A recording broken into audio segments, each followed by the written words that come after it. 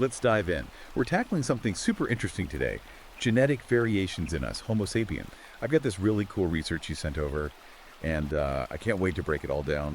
With your help, of course. We're going to cover it all, what genetic variation even is, how it's changed us over time, and get this, how it still affects everything from, well, our health to, believe it or not, our ancestry. Yeah, it's really amazing, like, what we can learn from these tiny little differences in our DNA, right? It really is like we're cracking a code, a hidden code about ourselves and, like, all of humanity. Okay, so, gotta start with the basics, right? What is genetic variation, and why should we even care? Okay, so think of it like this. The human genome, that's all our DNA, right? It's like this massive instruction manual for building a human. But here's the thing.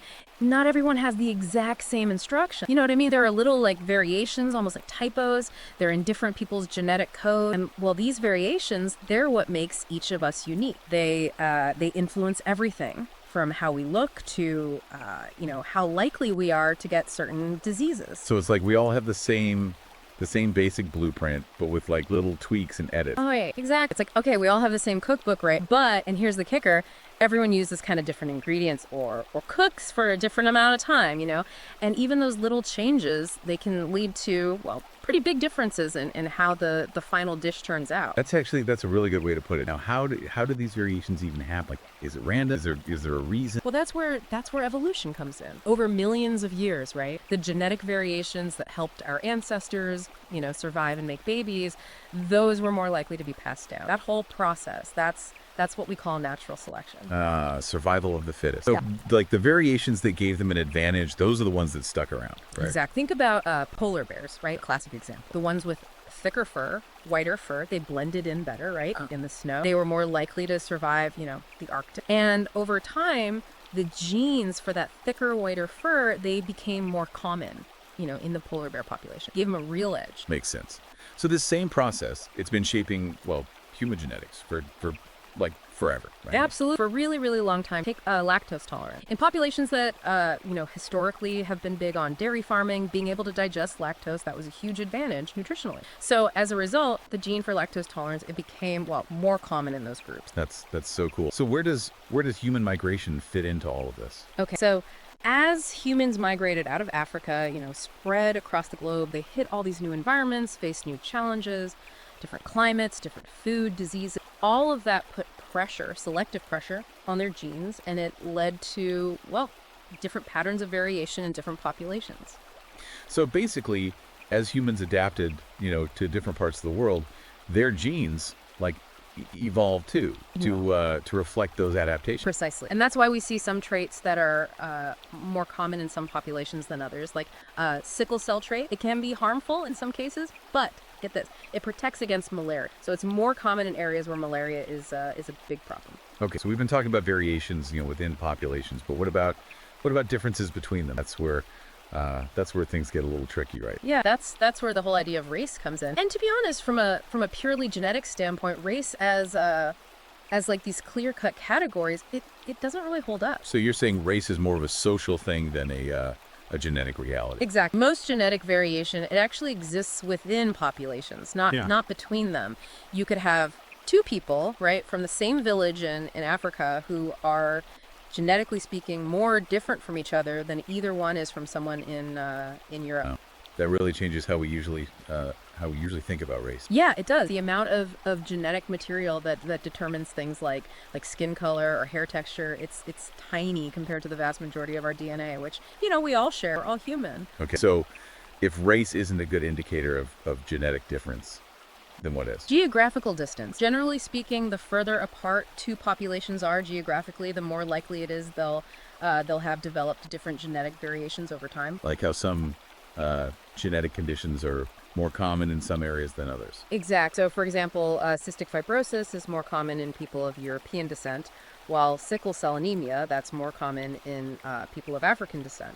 And that's because, well, those variations, they actually provided a survival advantage in those specific locations, way back in history. That brings up a really interesting question. If our genes are so tied to, our geography and our evolutionary history, then, well, what does that even mean for things like national identity and cultural belonging. Yeah. Those feel very real to people, right? It definitely adds a layer of complexity. It challenges us to think, beyond simple categories and to see that human diversity is, well, nuanced and interconnected. We're all part of the same human story. But our chapters, they've unfolded in different parts of the world, and that's led to, well, some amazing variations in our genetic tapestry. That's a really good point.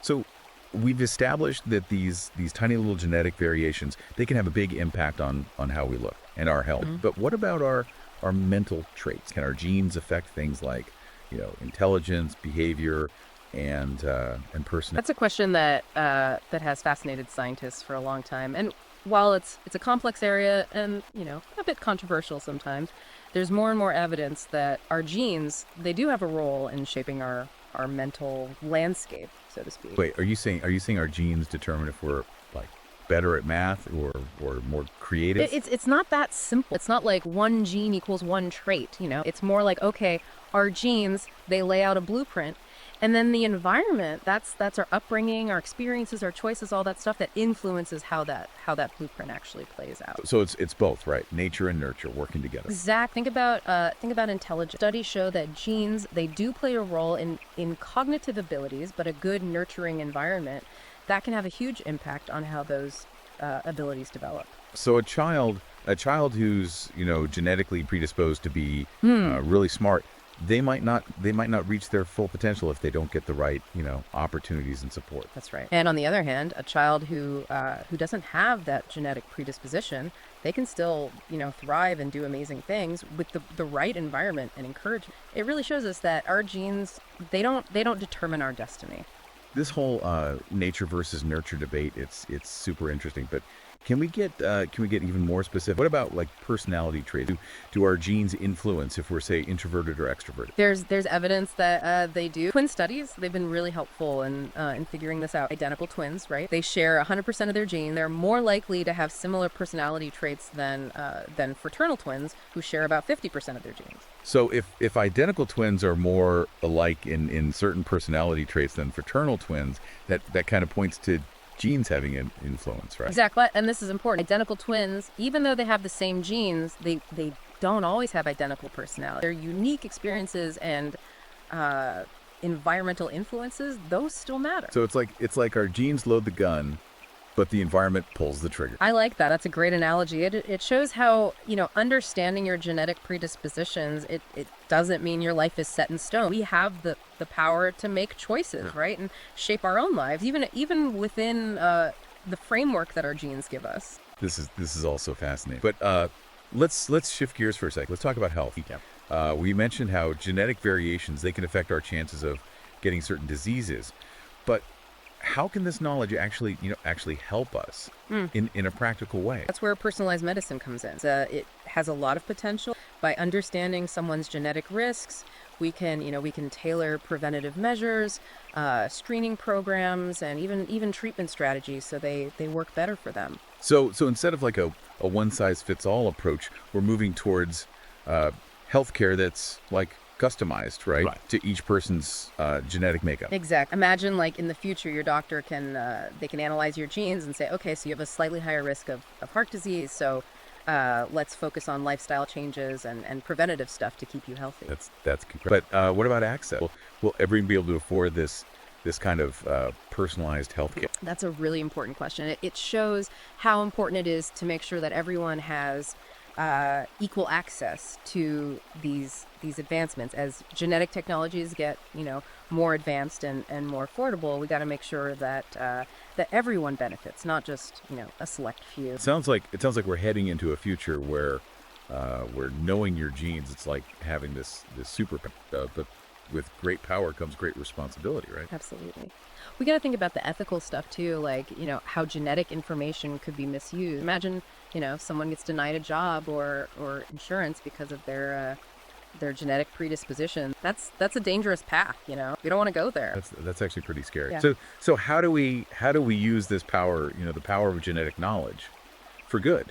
and at the same time protect against misuse. It's going to take a multi-pronged approach. Strong regulations, ethical guidelines for researchers and doctors and public education. We got to increase understanding and awareness about all this. This whole discussion about personalized medicine and genetic testing, it makes me think about how popular ancestry testing is. People are like so into tracing their roots these days. It is fascinating how those little, those tiny variations in our DNA, they can tell us so much about our heritage.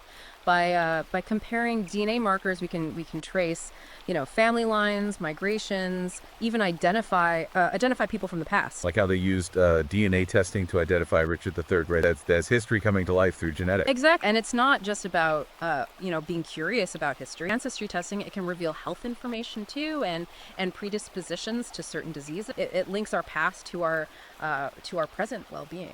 This has been an incredible journey so far, and I feel like I've already learned so much about myself, about humanity, and the incredible potential, and the potential challenges of this whole genetic knowledge thing. But before we wrap up this part of our deep dive, I have one last question. What's next? What are some of the most exciting things and the ethical dilemmas we're facing in the future of genetic research? Well, things like CRISPR technology, they've given us the ability to edit genes. That opens up the possibility of curing genetic disorders or even, enhancing human capability. It's both exhilarating and a bit terrifying, to be honest. Exhilarating because we might, be able to get rid of diseases that have been around for centuries, but terrifying because, well, we could be messing with the very fabric of life. That's the dilemma. And it's not just about the science itself. It's about the ethical, societal, and philosophical implications. It sounds like we've got a lot more to talk about. Looks like we've got a lot more ground to cover in the next part of our deep dive. Oh yeah, definitely. We've barely scratched the surface. Stay tuned because things are about to get even more interesting. We left off talking about gene editing and CRISPR, right? What makes CRISPR so groundbreaking is its precision. It's like, imagine having these microscopic scissors and you can target and change like very specific genes. So we're not just, identifying genes anymore. We can actually change them. That's incredible. But kind of scary too, right? It is. Think about the potential, right, to cure genetic disorder. Things like cystic fibrosis, Huntington's disease, sickle cell anemia. These are diseases that have caused, so much suffering for generations. CRISPR, it gives us this hope, maybe we can wipe them out completely. That would be huge, especially for families who have been affected by those diseases. But we also talked about, the potential downsides, like the ethical stuff, right? When it comes to gene editing. Right. CRISPR, it's powerful, but that comes with a big responsibility. We gotta think about the potential consequences of changing the human germline. Those changes, they would be passed down, to future generations, and we don't really know what the long-term effects might be. It's almost like we're opening Pandora's box.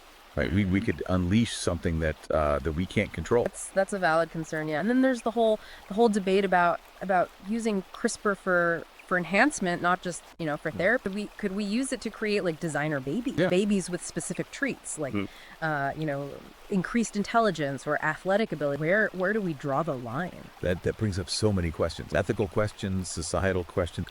Would those enhancements be available to everyone?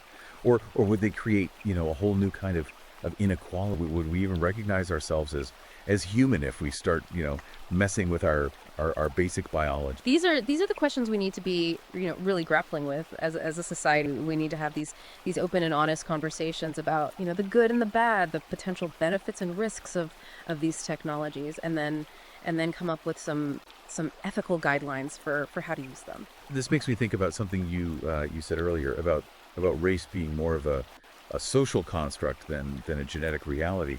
If our genes are so diverse and individual, how does that affect how we understand things like social groups and cultural identities? It's complicated.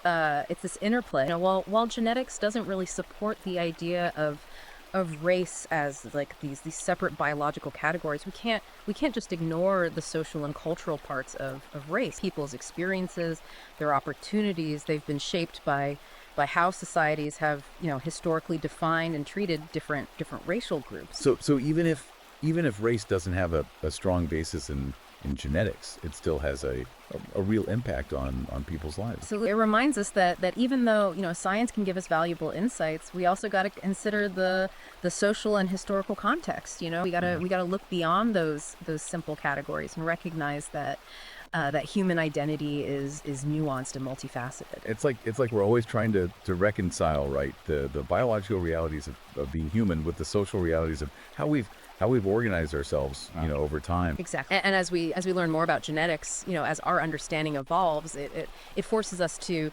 rethink our old assumptions and to embrace the complexity of human diversity. This this deep dive it's been really eye-opening, to say the least. We've covered so much, from the basics of genetic variation to the potential future of gene editing, and we've come across some really profound ethical and societal questions that we as humans, we need to address. It really shows you the power of scientific inquiry and how important it is to engage in these thoughtful discussions about what these new discoveries mean. Before we move on to our final part, I want to go back to something we talked about earlier, the whole interplay between genes and environment. We talked about how that plays out in things like intelligence and personality.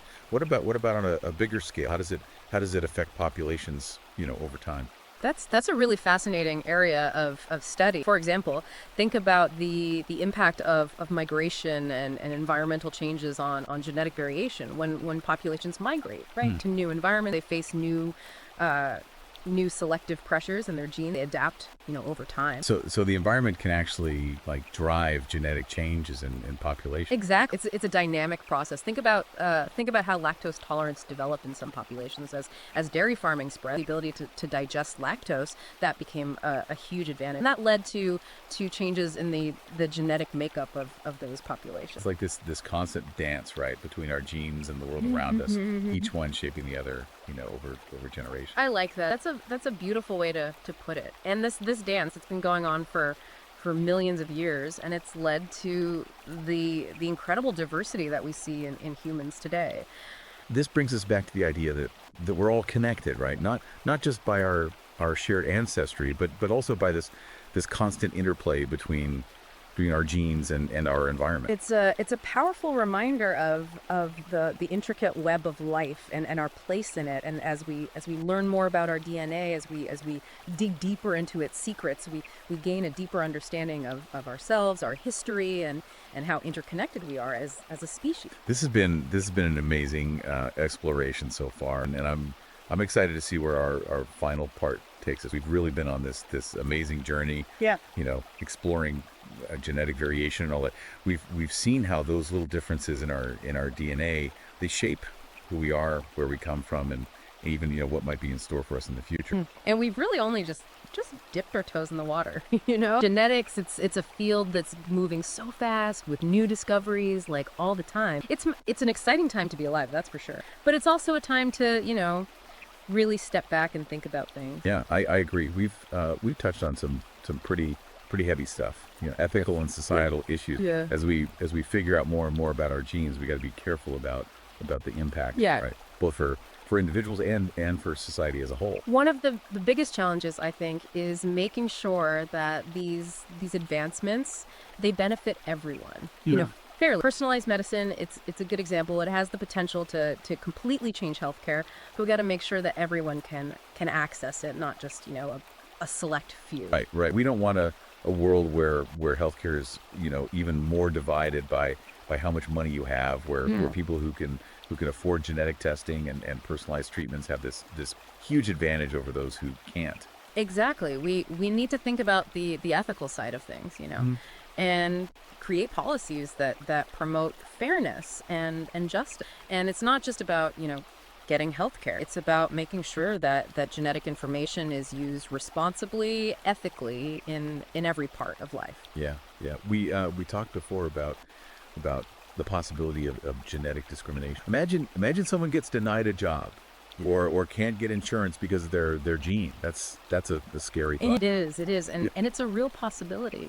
If we don't put put some strong safeguards in place. Yeah. We need clear rules, regulations that stop people from misusing genetic information and protect individuals from discrimination. It feels like we're at this crossroads, right? With these incredible opportunities on one hand, and then these potential pitfalls on the other. How do we navigate all this? How do we make sure that all these advancements in genetics they're used for good? It's going to take a lot of different things. We need scientists to keep doing research, to keep learning more about genetics and what it all means. We need strong ethical frameworks to guide how these technologies are developed and used, and we need to talk about it, openly and honestly. As a society, everyone needs a voice in shaping our genetic future. That makes a lot of sense. Education and awareness, they're key. We got to make informed decisions about all this complex stuff. We got to move beyond those simple stories and really embrace the nuance and the many sides of genetics. Absolutely. And we have to remember that what we know about genetics, it's always changing. What we know today might be different tomorrow. So we got to be open to new information, new ways of looking at things. This whole deep dive it's been a real journey of discovery, not just about genetics, but about ourselves and where we fit in the world. We've seen how these tiny little variations in our DNA, they connect us to our past, they shape our present, and they even give us a glimpse into the future. It's a reminder that we're all part of something bigger, right? A story that's been unfolding, for generations across continents. We're all connected by those threads of shared ancestry and that intricate dance between our genes and the world around us. This whole exploration it's been fascinating, and it's really made me think. I feel like I have a much better understanding now of how complex life is and how important it is to approach these kinds of things with curiosity, with humility, and with a commitment to doing what's right. I couldn't have said it better myself. And for anyone who, wants to dig even deeper into this fascinating world, we highly recommend checking out the book, Genetic Variations in Homo Sapiens. You can find it on Amazon Kindle and Google Play Books. It's a really great comprehensive look at all the different aspects of human genetic diversity. Well, until our next deep dive, keep those minds curious and keep those questions coming. The world of genetics, it's full of wonders just waiting to be discovered.